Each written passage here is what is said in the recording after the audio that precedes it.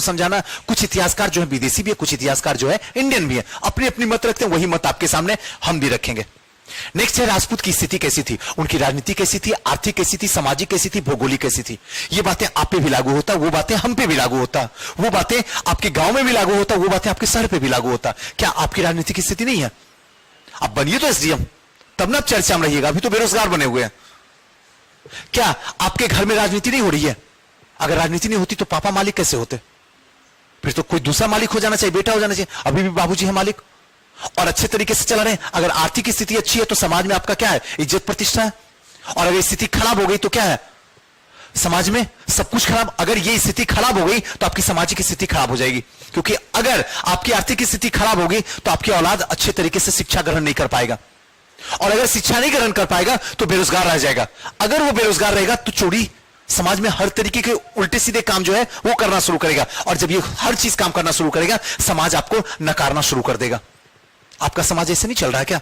आप जाके देखिए तो समाज को। और समाज की बात हुई तो जैसी समाज की बात होगी तो समाज में महिलाओं की स्थिति कैसी है, सबसे पहला नंबर पे रखना। हर समाज में महिलाओं की स्थिति देखना, कैसी स्थिति है। उस समाज में क्या क्या प्रथाएं हैं, उन प्रथाओं को देखना। क्या बहु विवाह है? क्या सती प्रथा है? क्या बाल विवाह है ना? क्या महिलाओं को शिक्षा दिया जा रहा है? क्या महिलाओं उपभोग की वस्तु है? इन सारी बातों में चर्चा करना है। उसके बाद भौगोलिक, क्या आसपास में आपके दूसरे जो राज्य हैं उसके साथ आपका कैसा संबंध है? आ जाइए ना, पूछिए नहीं, आते जाइए, बैठ जाइए, जहां भी जगह मिले बैठ जाइए, आ जाइए। नेक्स्ट है इनकी राजनीति। अब एक एक करके इधर देखिए, छोड़ दीजिए, जो आ रहे हैं आने दीजिए, बस आप यहां ध्यान रखिए। इनकी राजनीति में ये सारी पॉइंट अगर आपके दिमाग में रह जाए तो कमाल हो जाए। राजनीति के बाद आगे चलते हैं, यही राजनीति का ही आगे का पार्ट है, कुछ और पार्ट दे दिए। उसके बाद सामाजिक स्थिति है, सामाजिक स्थिति आपके सामने है। नेक्स्ट जो है राजपूत के पतन का कारण, कैसे ये पतन हुआ, इसके पीछे कौन सी बातें जिम्मेदार थे? सबसे पीछे वाले सर उठाइए ना। नेक्स्ट है राजपूत पतन के कारण, और फिर फाइनली समाप्त। क्या आपके कोई ऐसे क्वेश्चन है जो नहीं बने? 2 क्वेश्चन जहां से दोगे आयो, क्या पूछोगे? राजनीति बताए हैं, सामाजिक बताए हैं, आर्थिक बताए हैं, पतन एकदम बता दिए हैं। जहां से पूछना है पूछो।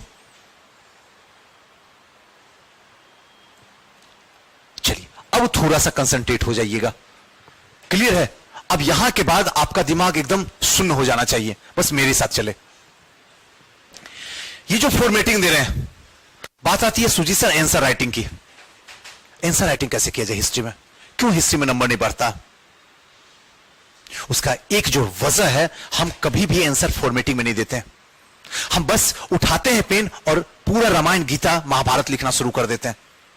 आप जाके जो टॉपर है या फिर इंग्लिश मीडियम है, यूट्यूब पे तो कॉपी रखा पड़ा हुआ ना, आप खोल के देख लीजिए। जितना बढ़िया फॉर्मेटिंग, जितना बढ़िया एग्जाम्पल लिखते हैं, मैं भी कई कॉपी को शेयर किया हूं। आप जाके देखिए कि क्या वो लिख रहे हैं। अगर आप होते टीचर तो क्या आपको ऐसी चीजें चाहिए या पूरा रामायण लिखा हुआ चाहिए? अगर इस तरीके से आप लिख के दे देते हैं तो जैसे ही समझेगा, चेक करेगा वो, अच्छा ये बात, यानी अंदर भी यही बातें लिखा होगा। यहीं से डिसाइड हो जाता है कि इस लड़के को कितना नंबर दिया जाए। आप ये काम करती नहीं है, आपको बस लिखे जाना, लिखते जाओ, लिखते जाओ, लिखते जाओ। और लिखने से नंबर थोड़ी मिल रहा है। थोड़ा बदलो, थोड़ा डाटा डालो, थोड़ा उसमें एग्जाम्पल डालो, थोड़ा मैप बनाओ। अब इतिहास वो इतिहास थोड़ी रहा कि आप कहानी लिख दीजिएगा नंबर आपको दे देगा, नहीं देगा नंबर। आप देखिए, हम कॉपी चेक करते हैं, आपको दिखाते हैं कॉपी कैसे देते हैं बच्चों को। कोई ऐसा बच्चा नहीं है बैठा हुआ जो फॉर्मेटिंग में लिख के मुझे आंसर नहीं दे, और दे तो फिर देखिए मैं क्लास कैसे लगाता हूं। क्लियर है? आपको ऐसे ही देना होगा जैसे मैं पढ़ा रहा हूं, एज इट इज ऐसे ही आंसर अब आप आज के बाद लिखना आपको है। बस ध्यान से सुनना है कैसे हो रहा कहानी। आइए,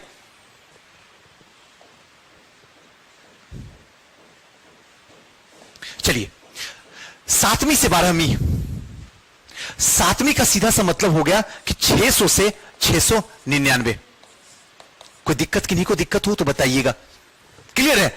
अभी हम लिख रहे हैं 21वीं शताब्दी में। आप लोग 21वीं शताब्दी में हैं कि 20वीं शताब्दी वाले हैं? 21वीं शताब्दी। लिखते क्या है? 2022। 20 लिख रहे हैं ना?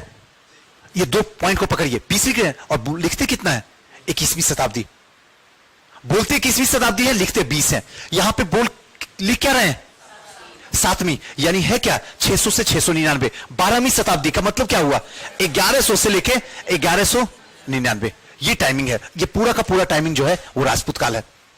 यानी कि अभी जो है इतिहास में, अभी आप लोग भूल जाइए कि आप 21वीं सदी में बैठे हुए, जन्म आपका हुआ है, कथा भी आप 21वीं सदी में ही सुन रहे हैं, लेकिन अभी पूरा का पूरा दिमाग आपका कहां पे ले जाके चला जाए 7वीं शताब्दी में लेके चलिए, 7वीं शताब्दी में भूल जाइए, पटना से बाहर निकलिए और लेके चलते हैं राजपूत काल में। देखिए 2 मिनट में समझ जाइएगा सब कुछ, आपको रटना ही नहीं पड़ेगा, कहीं कुछ नहीं करना। आइए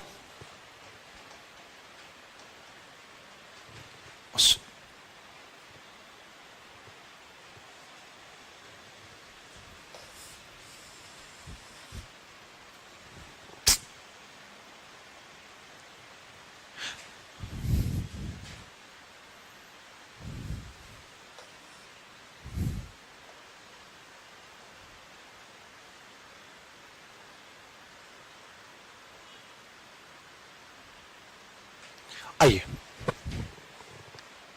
हाँ 7वीं से 12वीं, हर्षवर्धन की मृत्यु 647 ईस्वी के बाद राजपूत वंश का उदय हुआ। राष्ट्रकूट, प्रतिहार, चालुक्य, चोल, पाल, ये सारे 647 तक। पहली बार कहानी समझ लीजिए, हर्षवर्धन, जब हर्षवर्धन पढ़ाएंगे तो आपको प्राचीन में लेके चलेंगे, जब लास्ट प्राचीन चलेगा तो हर्षवर्धन काल चलेगा और बड़ा मजा आएगा। कुछ ऐसे टॉपिक हैं इतिहास में जो पढ़ाने में बड़ा मजा आता है और आपको पढ़ने में मजा आएगा, जैसे बौद्ध जैन हुआ, हर्षवर्धन हुआ, ये सब पढ़िएगा बहुत मजा आएगा। इसमें अकबर हुआ, शेरशाह सूरी हुआ, ये सब पढ़िएगा तो दीन दुनिया से बेखबर हो जाइएगा और लगेगा कि हां कोई थे हिंदुस्तान में, ऐसे ऐसे लोग भी हैं।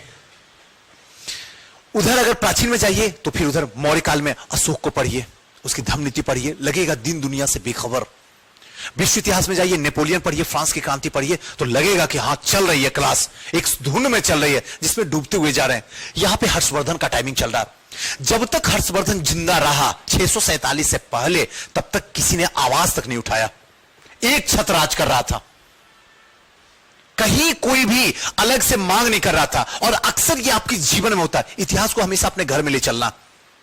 आपके घर में जब तक बाबूजी जिंदा रहते हैं तब तक सारा परिवार एक साथ रहता है, मिलकर रहता है, खाता है, ब्रीथिंग करता है। लेकिन जैसे ही बाबूजी जाते हैं, भाई क्या कहता है, भाई अब बंटवारा कर दो। सुने ये कहानी, क्या इतिहास में नहीं जुड़ सकते उसको? अब तो आपका ये ऑप्शनल इतिहास, तुरंत हो जाता बंटवारा। इस समय भारत में जो सबसे बड़ा अस्तित्व रखे हुए वो हर्षवर्धन रखे हुए।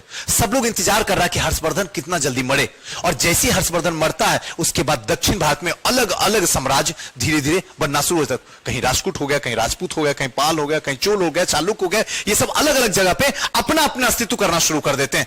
और यही चीज लौट के एक बार फिर से आता है जब औरंगजेब पे, अंग्रेज की इतनी ताकत नहीं थी कि औरंगजेब से लड़ सकता था। ये कहानी अगर नहीं जानते हैं तो आप सुन लीजिए। डर बस उसको अगर किसी से था तो सिर्फ औरंगजेब से था। औरंगजेब की जैसी 1707 में मृत्यु होती है, उसके बाद क्लियर हो जाता है कि अब जो है पूरे हिंदुस्तान पे हम क्या कर सकते हैं, राज कर सकते हैं। उसके बाद उसको रोकने वाला कोई भी नहीं रहा, और देखते देखते पूरे हिंदुस्तान पे राज कर लिया। लेकिन जब तक औरंगजेब रहा तब तक अंग्रेज साइड में ही रहे, कभी सामने आ भी नहीं पाए। वही कहानी यहां तक था, जब तक हर्षवर्धन जिंदा थे तब तक कहीं कोई वंश का उदय नहीं हो रहा था। और इसके मरने के बाद धीरे धीरे हर जगह अलग अलग वंशों का शुरुआत हो जाता। हर्षवर्धन की मृत्यु से पृथ्वीराज चौहान तक जो पूरा का पूरा टाइमिंग है वो क्या है, राजपूत काल है। ये तो हुआ आपका स्टार्टिंग का जो इंट्रोडक्शन डालिएगा, जिसको कहते हैं भूमिका। जितनी खूबसूरत भूमिका होगी उतना ज्यादा आपको नंबर मिलेगा। ये चीज हमेशा ध्यान रखिएगा दिमाग में। आइए नेक्स्ट है राजपूत की उत्पत्ति का इतिहास, कैसे इनका जन्म हुआ है 1 मिनट देखते हैं। कोई भी राजपूत होंगे तो बताने की कोई जरूरत नहीं है, बस अंदर ही अंदर रखेंगे और बस इंजॉय लेंगे क्लास का, ठीक है ना। कोई अपने आप को नहीं कहेगा।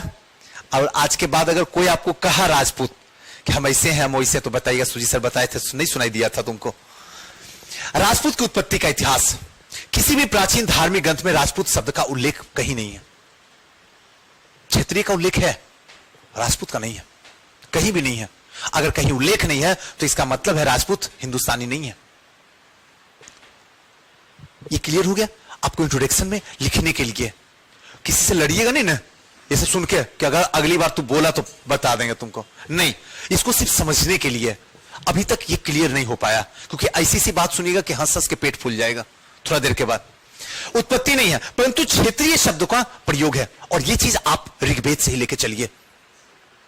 अब रहा कि सुजी से लड़ते तो राजपूत ही है, लड़ते थे, ये तो सच है कि लड़ते थे, लेकिन आपने ये कहां बोल लिया कि राजपूत ही लड़ते थे? ब्राह्मण नहीं लड़ सकते थे क्या? ब्राह्मण नहीं लड़ सकते थे? आप बताइए, वैश्य नहीं लड़ सकते थे?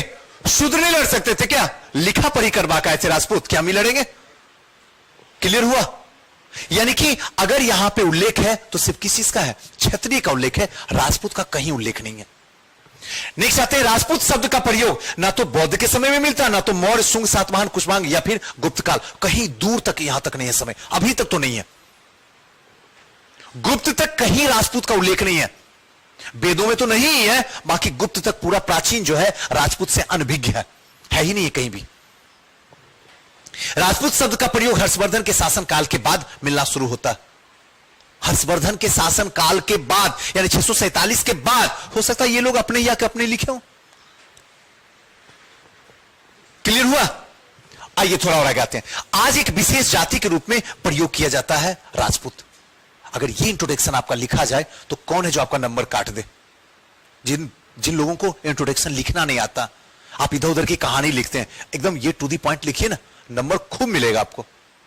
और इसीलिए ये देते हैं लिख के, ताकि आपको कहीं इधर उधर की बात ना करना हो। और लास्ट में आज एक विशेष जाति के रूप में प्रयोग किया जाता है राजपूत। है ना एक विशेष जाति राजपूत? अगर ये चीज लिख दीजिएगा तो खुश ना हो जाए एग्जामिनर, चेक करने वाला, वो तो तलाश कर रहा है ऐसा आंसर मिले। आइए, राजपूत वंश की जानकारी 3 प्रकार से मिलती है। आइए तीनों प्रकार को देखते हैं और समझने की कोशिश करते हैं कि कैसे मिलती है इनकी जानकारी। पहला जो है अभिलेख से मिलता है, दूसरा जो है ऐतिहासिक ग्रंथ से मिलता है। आइए थोड़ा समझ